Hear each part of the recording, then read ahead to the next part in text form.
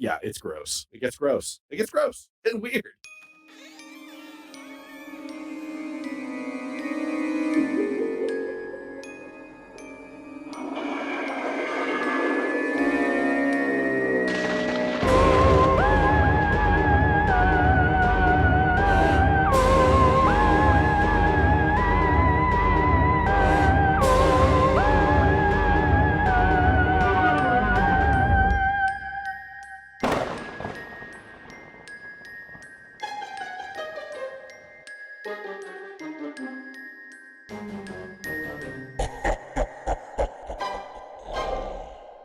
This is We Bleed Orange and Black, the podcast for Halloween and horror lovers. Join us as we interview creators, discuss our favorite horrors, share original spooky stories.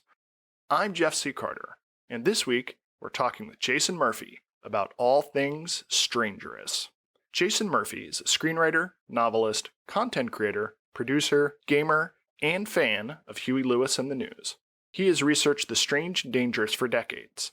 Everything from cryptid and superstitions to psyops and tradecraft. He shares all this and more on YouTube, Instagram, Substack, and Patreon. Welcome to the show, Jason. Thanks. Glad to be here. So I have an icebreaker question for you. Great. Let's do it. Would you take the drug Cognifan? Yes. What does it do? I could answer, but I think you might be the expert on the subject. Oh, yeah. Absolutely. Wow. Yeah. Okay. So that Cognifan is the alertness drug from my first and thus only produced screenplay. And man, you know how you look back on something you did and it just hurts. Like I met Rick Baker, yeah, who made the special effects from American Werewolf in London and everything. And we had just watched screening of the movie, The Werewolf Transformation, which is still the greatest werewolf transformation of all time, right? Hell yeah. And so I was talking to him. I was like, that was great. He said, oh no, I had to come out here because I can't watch it. I was like, what do you mean? And he said, I can't watch it because of all of the things that I would do better. And, it's funny because when you're watching something that you do, I think you always see like things that you could do better, or not better, but differently. And it's like, man, I would love to tell more of those stories about Cognifan, and the effects of it. So in short, yes. It's like, oh man, there's all this other stuff that I want to do with that. But absolutely I would. God, not have to. Can you give us a little context about how you gave the world the idea of Cognifan? Oh man, sorry for rambling there. Yeah. So Cognifan is this drug that it keeps you awake. It's an alertness drug, kind of like modafinil, if you're familiar with that. And I'm a big fan of like John Lilly stuff and Altered States and Psychonauts and what have you. Dolphins. And so dolphins. I put that in. Let's leave that part out. I put Cognifan into the screenplay for Sleep No More, and it was allowing people to basically cure the need for sleep. But with that comes some horrible side effects. But I would still do it. Yeah. I think I could figure it out without those side effects, hopefully. But man, the ability to not have to sleep, I would jump on that in a moment. Even though I love sleeping, but if I didn't have to, and I could get more done, yes.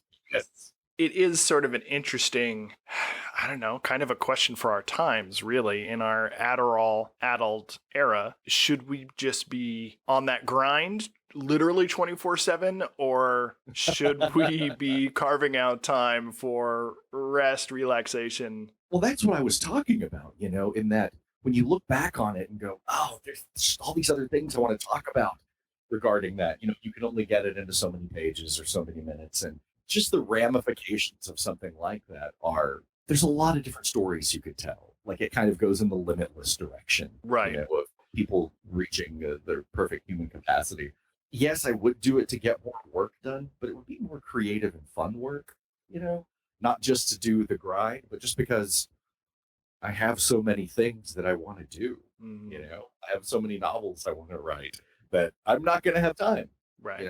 I'm not going to have time to do it. And so doing something like that and enabling myself to just be more prolific creatively, that's absolutely. Dan Harmon once had a little song when he had committed to making like a song a week or a song a day. And there's a lyric that stuck with me, which is, if output is the constant, quality will become the variable. So if you're always putting something out, it's going to be all over the place. Some's going to be good, some's going to be bad, but you're not like taking your time to hone one thing because you're more worried about constant output. Yeah, and that's a great point, because that is the other side of it. That's tough because you want everything to be as perfect as possible, but you can be stuck on it. Perfection being the enemy of the good. Yeah.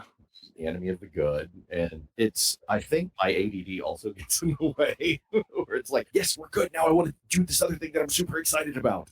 I was having this conversation with myself last night of all of the things and just trying to prioritize where all of my efforts needed to go.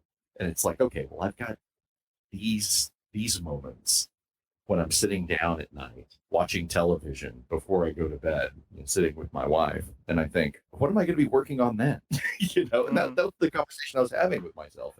And some of these things that throughout the day are necessary. And it's like, okay, is this just a distraction? Because I want to make games and TTRPGs and work on this script. And it's like, no, finish this. Just finish this book, and then move on to the next thing. It's hard. I understand where Dan Harmon is coming from, definitely. But also, man, I want to get all of this out before I die, and I know that I won't. Yeah. Do you think that our current, and feel free to kick me if we ever meet for saying our current social media landscape, do you think it demands constant plate spinning, constant marketing, constant blasting out on all channels to even do one thing, to just be a screenwriter or just be a writer? Do you also have to be a brand that is doing everything yourself, a one-stop shop of publicist, marketer, manager, graphic designer, social media correspondent, customer service rep, et cetera, et cetera, et cetera? Because you have done all these different things. You do have a produced screenplay. You do have novels out. You have been a co-host on a National Geographic show. You were part of a long-running YouTube series. Now you are running games and Twitch streaming. You're doing all of these things. Do you feel like that is demanded of you to make any one thing thrive? Or do you think that's a distraction? It depends. It depends on really where your place is in the landscape and I think your awareness of that, knowing what you can do and what you should do.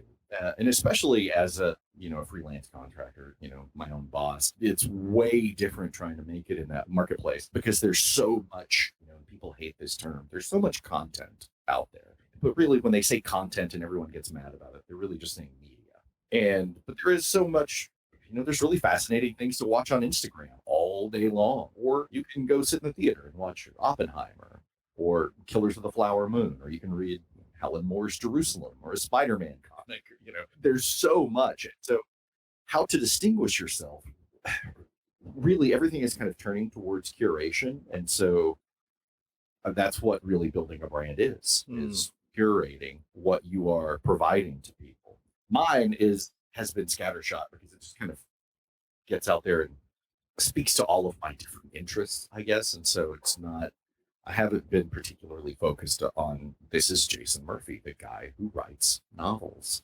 It's, multi-hyphenate, and that does dilute your brand. And I think in some ways it's harmful, but it's also, it keeps me interested. And I don't know how much harm there is in casting a wide net. I've been a fan of yours for a while because you have come up with this brilliant term, strangerous, for strange dangerous. I would maybe use a blunter term, which is cool shit.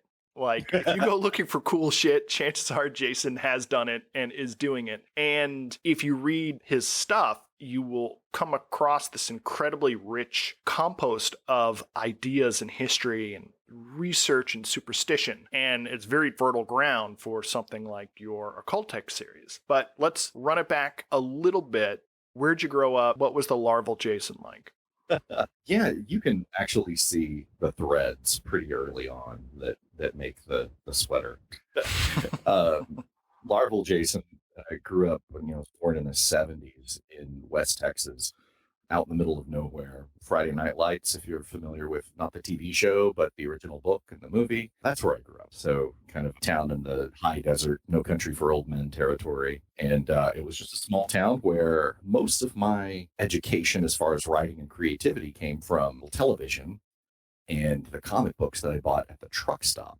So, and the video store. I would skateboard to the video store and just rent the first horror movie I hadn't seen. That was my life for years, just grabbing everything, seeing the original Halloween in the theater and seeing The Exorcist in the theater as a kid, for better or for worse.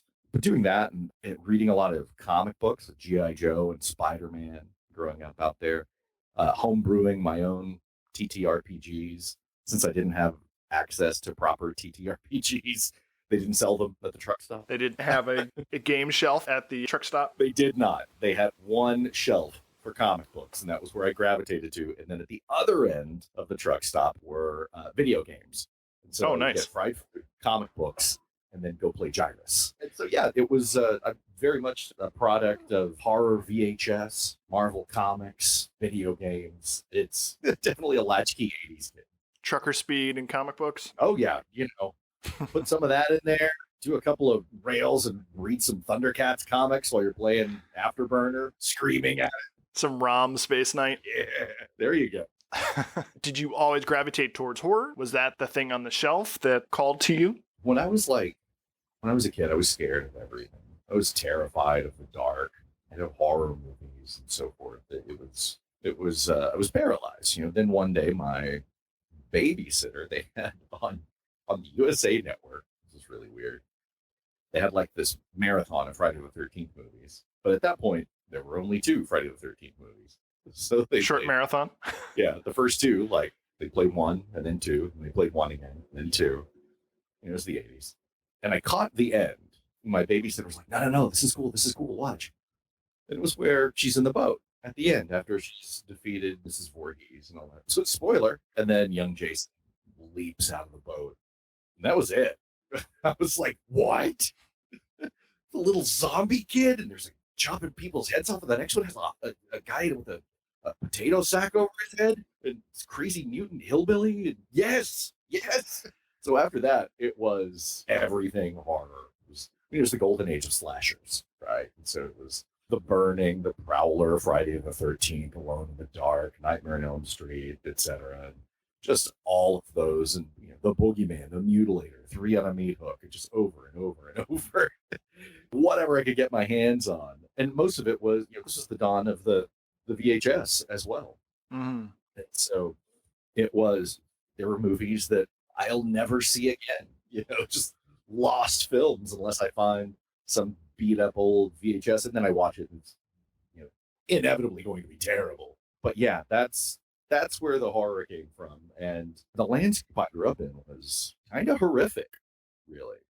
It felt like The Hills Have Eyes. It wasn't Mojave, but it was just this blasted flat desert out in the middle of nowhere. And so I used to joke about the small town I grew up in being children of the corn without the corn. Just children. Yeah. Yeah, exactly. The children. And so that was impactful. Yeah, it was, skating down there, and just one day it would be the Texas Chainsaw Massacre, and the next day I'm watching the Boogans or Spookies. Do you feel like that particular environment invited existential dread because it was like a blank space for you to project your imagination on? Or were you seeing things reflected in slasher movies like Texas Chainsaw Massacre or Hills Have Eyes that really demonized the West Country? Oh, sure. That's an interesting question. I never saw anything quite as depraved as Papa Jupiter in The Hills Have Eyes. But when you're out there, I don't want to malign people, but there's a lot of poverty. As I remember, this was a long time ago, but, it was the very transient nature of oil field country. And so you would just have these blasted flatlands, and it was like Route 66 after the interstate where everything started to dry up. And it wasn't, it never got as bad as the Salton Sea or anything like that, or Slab City, but there was a poverty there And so you could see some of these strange characters that a lot of horror movies like to play on, like in Texas Chainsaw.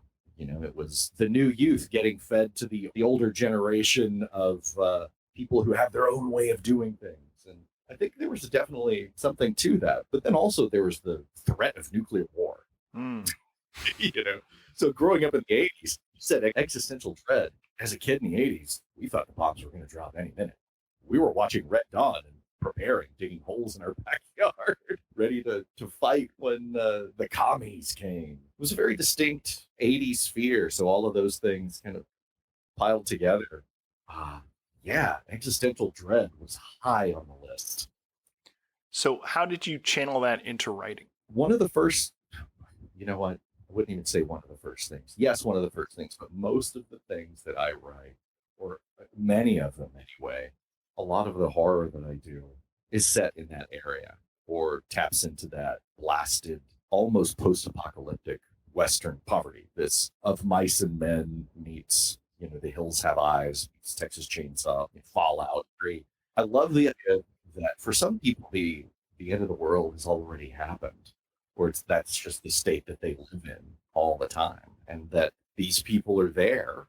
They have a completely different set of experiences, and there's a frisson. It would be easy to throw the college student at them or something like that, which has been done many, many times. But I really like that idea that society is decaying all around us and reading all of these horrible things. And I like to kind of thread that some element of that the way everything is breaking, or maybe already has broken, is poisoning our quote unquote real world. As I've said before, the apocalypse is already here. It's just unevenly distributed. Right. You're starting to see this. I think that's a really great observation. I really like that. You can already see this. It's very apparent. That's really one of the key themes in the original Texas Chainsaw, which is my favorite film. But you also see it in popping up in like Barbarian, or Don't Breathe. You see, they're exploring this more contemporary urban decay that is really just one block over, from the mall or something like that. And the mall that is also decaying. Right, right. Yeah, I think that's fascinating because it's almost like everything is fine, but then you go over a block and you have cannibalism. Which that's an extraordinary example, of course, but that's the kind of thing that I like. It's like, oh yeah, that's the mores have changed because these people have been put to extraordinary circumstances, and these are the decisions they make, for better or for worse. This is what they did for faith or for food or for family. These are the things the way that they behave to maintain or better their way of life. And so it quickly becomes a microcosm of horror. Look what we did. A lot of these themes are reflected in your ongoing book series, Occultex. I read Killer Candy a while ago, and I just went back this morning to reread my favorite chapter, which is actually chapter 4. Okay.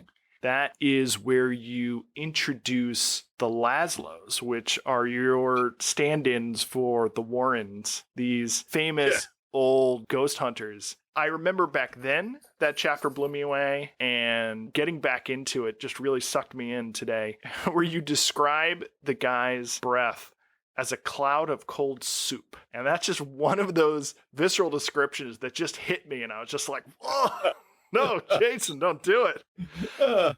Yeah, it's just an incredibly well-written chapter about these horrific characters that are so finely drawn. And I don't know if you grew up with characters like the Laszlos, but they are the mysterious benefactors behind this series. Do you want to set up the world of Occultex for us?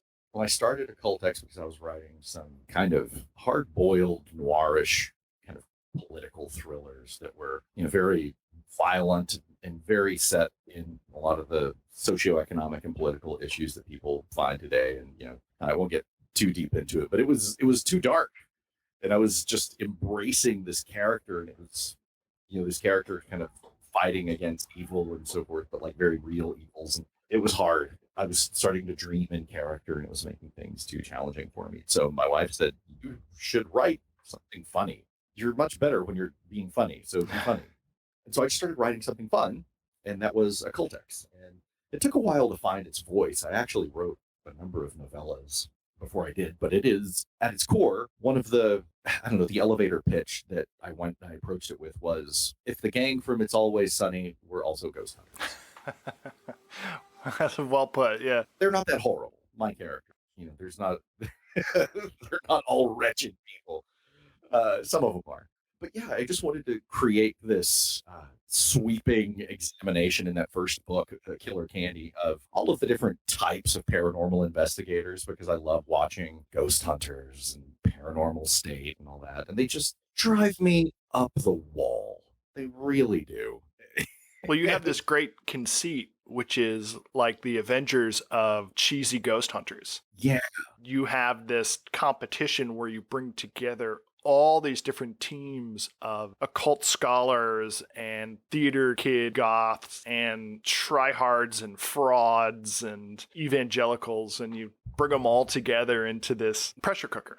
I really liked throwing them together, but I wanted to create like a universe, right? I wanted to create really do some world building and think of all of these rival factions, kind of these gangs that could play off of each other going forward. And of course, like, oh, well, this group, the Phantom League, all of the velvet wearing, Vampire the Masquerade playing weirdos, who talk about the occult and the mistress of the night, et cetera, and they smoke clove cigarettes. And, a way to kind of throw a lot of those cliches around and in fun ways. And, I could tell a story about them and then I could jump over and tell a different story about another. So it's this really, it's a really rich playground that I love playing in because I'm able to throw like all of the horror tropes in there and spin them around, set it up in this shadowy, weird version of Austin where I live.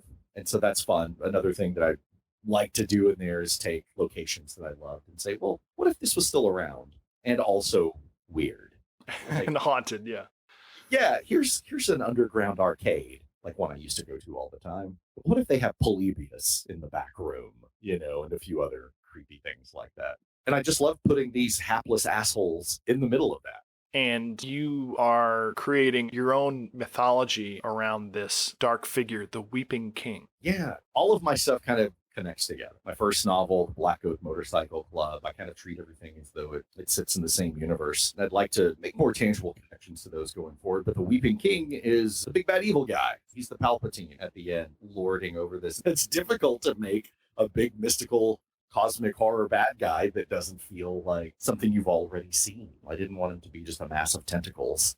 Floating out in space or something like that. And so it was fun trying to come up with something novel that people would still recognize, that people would still be able to be afraid of. And right now I'm working on book 3 of the Occultic series, How to Rob a Haunted House, where they get the band back together and realize that they have to rob the Laszlo's mysterious compound, Candle House. And that will hopefully push the overarching story of the Weeping King forward in some big ways. Nice. You got your heist story, back to the Laszlo's, the unabashed freakiness of Candle House. I'm glad you're revisiting that because the way you establish it in chapter 4 of Killer Candy really, really sticks out in my mind. Oh, thanks. Yeah, well, you mentioned the Warrens, and it's definitely inspired by them, and a number of other things. I just wanted these kind of 70s fancy paranormal investigators, kind of like you see in the Conjuring movies? It is the Conjuring movies. Yeah.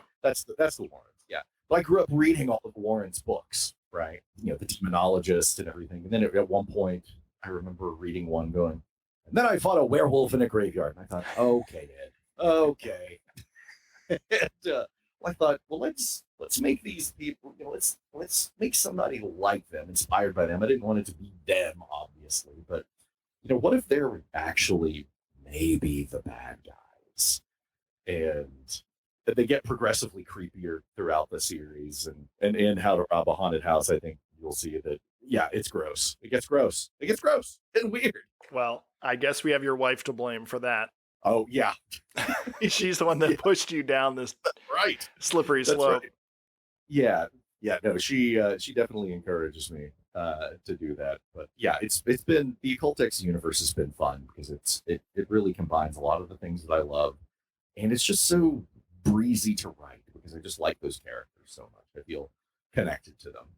Do you have any self-imposed rules or tips or tricks to writing paranormal stuff that's not too loosey-goosey? I kind of toss this question out with writers who tackle the supernatural. If it's too defined, it's not scary. It's not supernatural. It's just science. And if it's too vague, it can be difficult to pin down because you can always move the goalposts, or someone can whip out a Harry Potter-ass spell and just get rid of the bad guy. And I understand exactly what you're saying. you lean into the horror of things. You know, the unknown really creates this sense of menace and dread. But what is your approach when you sit down to draft a new book or even just a scene? How do you keep it from being too concrete or wishy-washy? Yeah, that's a real challenge. You face the same problems when you're writing like a high fantasy story. Mm-hmm. You know, one of the things that people talk about is the magic rules. Like, how does your magic work? It has to have rules. Otherwise, it becomes, hand wavy Doctor Strange stuff where it's, well, I have a spell for that. And you're right. With the horror, you don't want to define it too much, but you have to define it some. You have to define it enough for the people consuming it, for your readers, your viewers, or whatever, so that they have something to grab onto and they understand the stakes better. But also, you have to keep it a little vague because the more you explain any horror, the more boring it gets. You get 7 sequels in A Nightmare on Elm Street, you know everything about Freddy, and he's no longer scary. It's strange because I like playing with some of the typical horrors, vampires, werewolves, and stuff like that. You can understand those things. That's one of the reasons that I told the Occultech stories in first-person perspective, because it's all centered around Clark Vandermeer and how he experiences things. And a lot of them are kind of told in a mystery story format in a way, in the way that it pays out information as you're investigating. And so with these, our protagonist is learning stuff the same time the audience does. That's really where we're at. And plus, in my world, there are plenty of sources that can tell you just enough to push the story along, which is kind of it's a mystery story trope. It's a noir trope where, oh, we got to go talk to this guy. What? That's a dangerous neighborhood. Yeah, but he's going to have this little nugget of information, no more, but this little thing that we need to move the story along. And so there are a lot of cheats. There's the perspective of the character. There's how you pay out information in the story, and also what you're going for. Where you're at in the story. Is it going to be more scary? Is it going to be more funny, sad? And oftentimes you don't know exactly how people are going to react to it.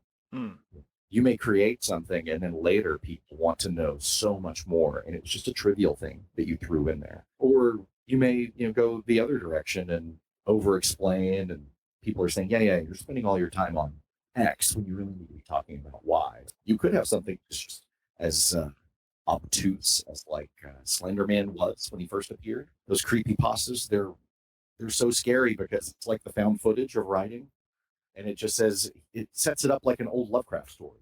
Here's the evil stuff. The end.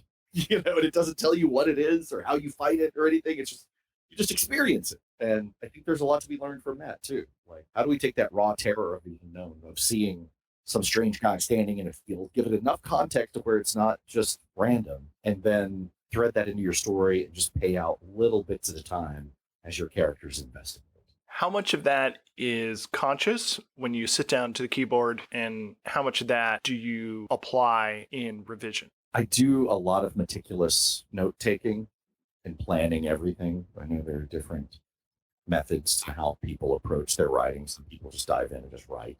But especially if you are setting out to construct a mystery, you kind of need to get ahead of it. I feel like I have to know where I'm going. I'll be very meticulous with it and very precise. But a lot of times, and this is where a co-writer comes in handy, because they will often say, hey, this thing out here that you threw out, it's really good, but it doesn't make any sense. So you're going to have to define that. In my first draft of the latest book, some of my alpha readers said, yeah, but what does Clark do? Like, what is his position in all of this? How does this magic he's discovering work? How does it really work? And not everyone asks those questions. And so I do it as best I can, try to fill in all the cracks going forward. And I'll know things that I will keep back from the audience, usually so that I can reveal it in a later book. But then your alpha and your beta readers will go through it and help you find this needs a little more, this needs a little less. So we were talking about, for example, Nightmare on Elm Street. When you spin it out to umpteen sequels, not only do you sand off all the edges of mystery. Yeah. You know where Freddy was born, who his fathers were, who his mother was, his relationship to his stepfather, the dream demon, the dream realm, et cetera, et cetera, et cetera. I could go on. I shan't. But you drag him out into the sunlight. You kind of destroy what's mysterious and sinister about him. Unlike those early creepypastas where you just got a fragment. Yeah. It's very tantalizing, but no characters, no story. Do you think that, and I realize, because I hear myself talking, I realize that a lot of my questions kind of seem backhanded, and I apologize. Because I'm like, you do all of these things. Isn't it diffusing your efforts? Oh, no. Not at all. I don't take that personally. Diffusing my efforts? No, you're right. No. You're absolutely right.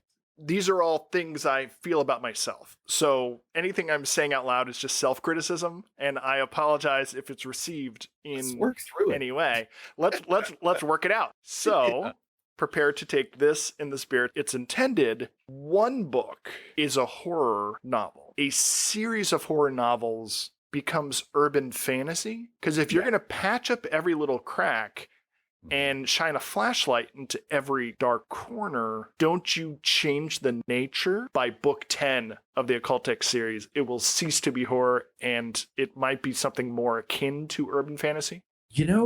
Honestly, yes. No, you're absolutely right. And I don't really have a problem with that, because like you said, it's a label, and that's fine. But it is something I think about. Early on, before I even published, I thought, yes, these are urban fantasy in a loose sense. I don't shy away from that at all. But really, the tone of them is horror comedy, right? Mm-hmm.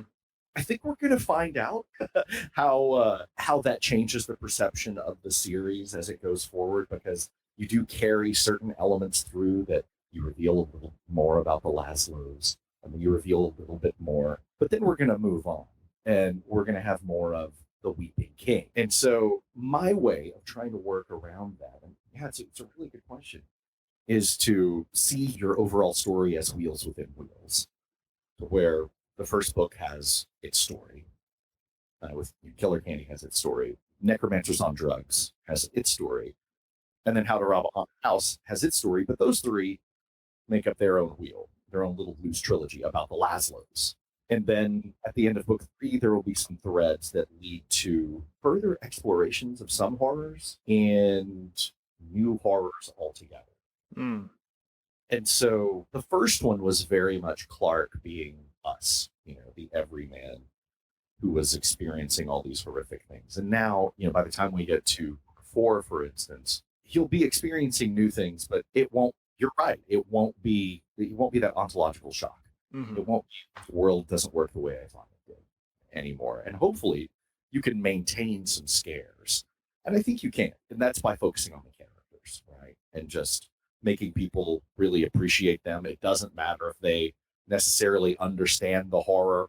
Maybe it's just a slasher. Maybe it's a chimpanzee with a straight razor, but as long as you're keeping everyone involved with the characters, I think you can maintain the stakes and thus maintain that tension. Sounds like a plan. I hope. Yeah. And then somebody has psychic control of bugs. Yeah. Good Lord. Apparently the chimpanzee bit off part of Jenny What's-Her-Name's finger when they were making that film. Jennifer Connelly? Yes. She said that kind of recently, that it almost like severed the tip of one of her fingers when it bit her or something like that. So she was scared of the ape the whole time, which, chimpanzees, no thank you. I've seen Nope. Yeah, I mean, a chimp with a straight razor. They're already threatening enough. When it cuts off your hands and genitals and face, it's going to be surgically clean. Right. Yeah, that chimp has no time to rip off your face. It's making lacerations. He's an artist. That fucking movie is so high up on the Mount Olympus of batshit crazy horror. There should be an extra mountain that comes out from the chimp's face with the straight razor. Oh man, Argento. A buddy of mine had a screening of it, 35 millimeter, in the theater a couple of years ago. It was great. As I would walk around the neighborhood video section, we didn't have a truck stop. We had an actual video store. Always dim inside. The sun was always hitting dust floating in the air. The great thing about these horror movies is that I couldn't rent them. They were R-rated. I was way too young. So I was like, I spit on your grave. What is that? What is that about? I don't know that anyone's old enough for that. Yeah. Sorry. Phenomenon, the Argento film used to be called Creep Show, I think, or like Creepers. So Phenomenon is the original Argento cut in the European one. But when it was brought over to America, it was heavily edited. That one was called Creepers, I believe. Okay. Because I just looked at the cover and I was like, there's a beautiful girl and her face is turning to a skull and there's a swarm of bugs. And you read the back and it's like a killer is stalking schoolgirls. And it's like, what? She has bug power? She's an X-Man? Oh my God. Yeah. To say nothing about the knife wielding chimp or the swimming pool full of maggots at the end or the mutant baby. God, could it be the perfect movie? Yeah, Argento was just like, yeah, sure, everything. Let's put it in there. Kitchen sink. Let's go. And it's just this strange dream logic. Yeah. I honestly think it's one of his better films. Yeah. If I'm being... I can feel the pull. I'm getting distracted. Okay, focus. Let me pop a little cognitive fan. Okay. Earlier on, you were saying that there's this scattershot approach to all these different topics, and you're not sure which project to chase. Do you feel like the Occultex series is finally the format where you can bring all these different interests together and braid them into one ongoing project? Would you be happy to work on Occultex for the rest of your life? Oh, yeah. I think I could do Occultex for the rest of my life. There are elements in there where it's just enough of a weird world where it could be, whatever I want.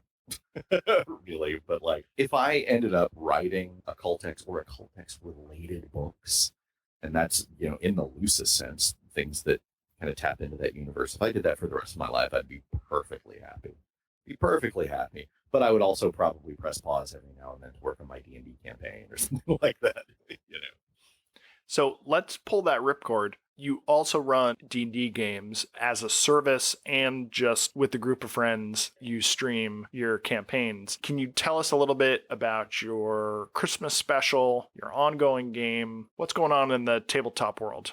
Got my ongoing game, my home game that I've been playing with the same group of friends since like 5th grade or something like that.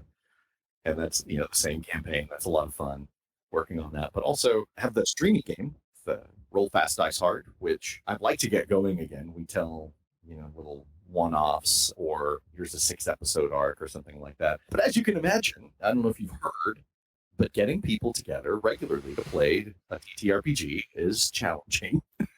So it's difficult to keep the cast together and available and interested. They're people scattered to the four winds. Some of them aren't even really RPG players; they're just friends of mine. So I think, hey, you'll be fun on Mike. Let's do this. I occasionally will run games for people through various services where they can hire me to be their dungeon master. I'll do that every now and then. It's fun. And I use it to test out stories and modules. At some point, I would love to write game stuff professional. But again, scattershot. It's one of those where it's like, okay, focus on Occultex, get that out the door. Okay, now you can focus on this other thing. For a while, I was working on making a TTRPG using all of my modern rogue and hacking the system, kind of anarchist cookbook type knowledge. That's taken on a few different forms.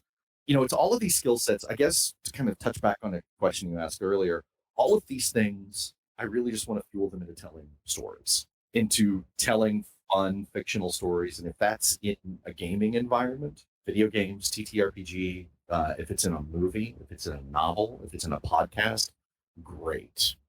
Doesn't matter. I just want to get these stories out into the universe in the best way possible. I have found that running D&D games is a really way to hone your sequential storytelling. I try to treat each game as a chapter. You'll get like a monster of the week kind of thing. Like I imagine it like Buffy the Vampire Slayer. Some episodes are the swim team getting turned into fish creatures. and some episodes are about the master. I really enjoy figuring out a way to treat each, 3 to 4 hour session with my players. Let's see if I can make this a self-contained story that will be wrapped up by the end of those 3.5 hours. And then there will be threads left lingering that these players and viewers, if it's streaming, will want to join in and learn about and see what happens in the next chapter. And so everything, everything I do is what can I learn from it? How can I better tell this story? What's the best way to do it? Because a lot of people think, oh man, my D&D campaign will be all I need to do is just translate it and it'll be the greatest movie ever. You're crazy. It won't.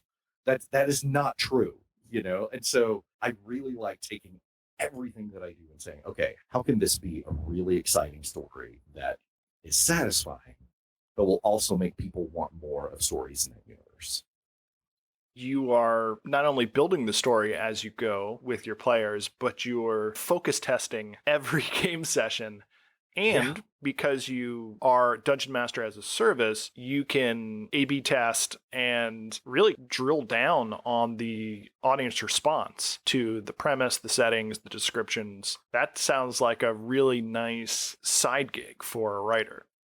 Yeah, it's fun. And that's one of the things where it's, the hustle, right? Where you're, trying to fail faster, as they say. Put something out there, try it. If it doesn't work, move on to the next one and figure out why that last one did or did not work. You'll have a number of people who, as a freelance creator, everyone has their reason that they're watching you, right?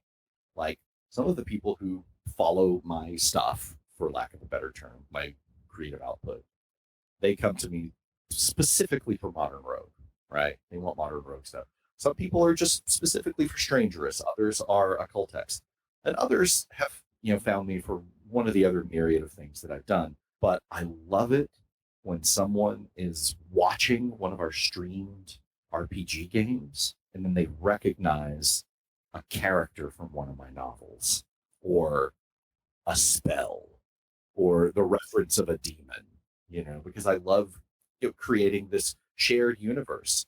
When I was in high school, that's what Marvel is, right? It's a big shared universe. That's what DC is, and so I learned from that. But also, when I was in high school, I was reading. I guess it was around the time The Wastelands came out, the third Dark Tower book, and I started to realize, wait a minute, Stephen King's stuff all takes place in the same universe.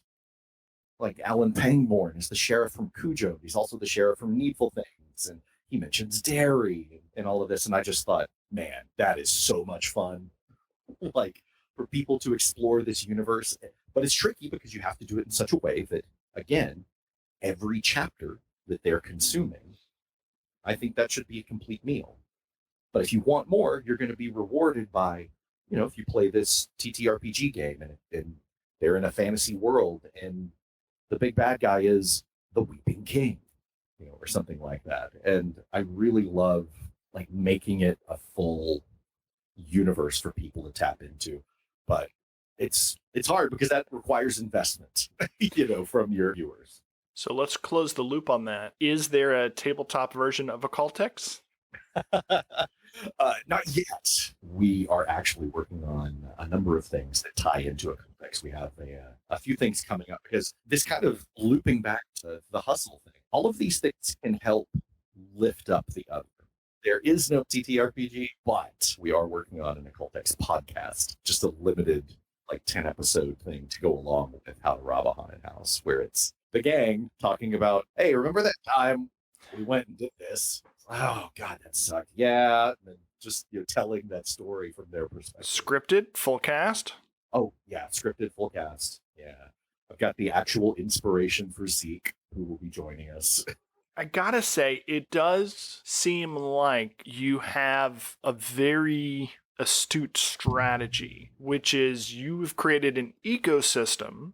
You're doing a million different things, but because there is a connected universe there, there's discoverability. Oh, you like eclectic, weird stuff about history and folklore? okay, well, you might like this game or this book. I can see a lot of feeders Yeah. coming in, and then you are the one curating instead of trying to get your stuff in a bunch of other curated streams. You are your own channel, and you have the book, you have the podcast that supports it, you have role-playing games that, if you like that flavor of comedy horror, and perhaps other products coming down the line.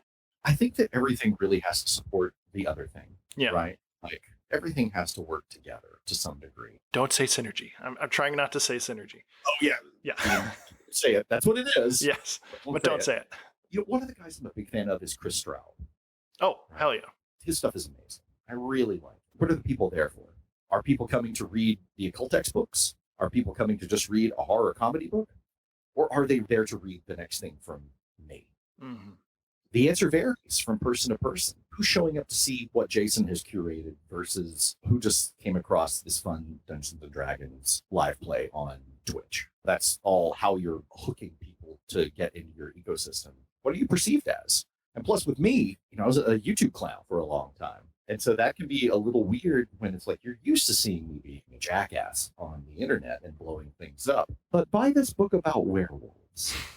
And it doesn't work, by the way. It usually does not work. But if you can say, you saw me blowing stuff up on the internet, well, here's another internet thing that I have where I talk about weird stuff. Some of it is 16th century necromancy. Oh, you're into that? Cool. Let me tell you about this thing called occultex. This is kind of a weird story, but I was at a party. I had just finished shooting in that short window between Hacking and Modern Rogue. But anyway, I'd done all this research and everything, but I had also sold my first script and was working at getting my scripts out there. And I thought, man, I write horror, but here I am with all this research and I have this TV show and everything. And the guy I was talking to, he was a screenwriter. Turns out it was Shane Black. He's a quiet, intense guy. And he didn't talk long or anything. After I told him that, he was just kind of pensive and quiet. And I thought, okay, he doesn't want to talk to me anymore. Okay, cool. I just went back to talking who I was talking to. And a few minutes later, he said, hey, come here. Of your expertise, they call that trade craft specialty. You start marketing that. That's valuable. That's worth something. They're going to want to hear about that when you're writing scripts. I was like, yeah. And he goes, yeah, that was it.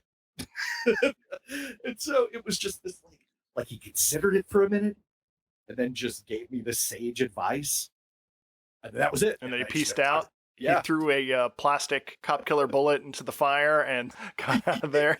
Exactly. But that was very telling to me. It seems like a no-brainer, but I just thought, yeah, you make everything work for you. As a creator, everything that you are learning, that's part of your fabric. Everything from the truck stops where you bought comic books to the car you blew, it's all of that. Those are the experiences that color who you are and what your creative output is. And so don't treat any of that as an obstacle. Use it. That's your knowledge base. You are the subject matter expert of where you grew up, of the school you went to, where something really strange happened. As a creator, those are things that you may want to get away from, that you may like, no, I want to create other things so I can escape that, because some of us do that. They write to escape. I would rather write something about elves than tell you about my horrible childhood. But you're not the expert in elves. You're not an expert in elves. And you know what? You want to tell a story about elves? Great. Maybe tell a story about elves that reflects some of the things about your horrible childhood. They say write what you know. And I always thought that was a little reductive because who knows elves, right? But on the other hand, it's like, well, write what you've experienced, right? Write what you know that nobody else does. That is such a nice dovetail to all the things we've spoken about, and I did not use the word dovetail correctly. I got you. I'm with you. So I do want to be respectful of your time and steer this to a conclusion, but that's also a lie because I don't want to be respectful of your time because I want to geek out about MacGyver and comic books and horror forever. So what projects are you working on next? I am always working on The Strangerous, youtube.com/The Strangerous. Putting out some shorts, some longer ones will be coming in the weeks ahead. That's an always going, persistent thing. The next thing you will see from me is probably How to Rob a Haunted House, Occult Expo 3. So stay on the lookout for that one. But also sign up for the Stranger's newsletter, which I use as the mouthpiece for all things related to the stuff that I'm working on. Perfect. Well, Jason, thanks for hanging out with us. Thanks for sharing the tradecraft of writing and researching horror. Oh, thank you. Thanks for having me. Thanks for listening to my ADD rambling. Well, likewise. Please subscribe and follow. Links are in the show notes. You can find me at jeffccarter.com and hit the link to pick up my collection, We Bleed Orange and Black, 31 fun-sized tales for Halloween. Until next time, stay spooktacular.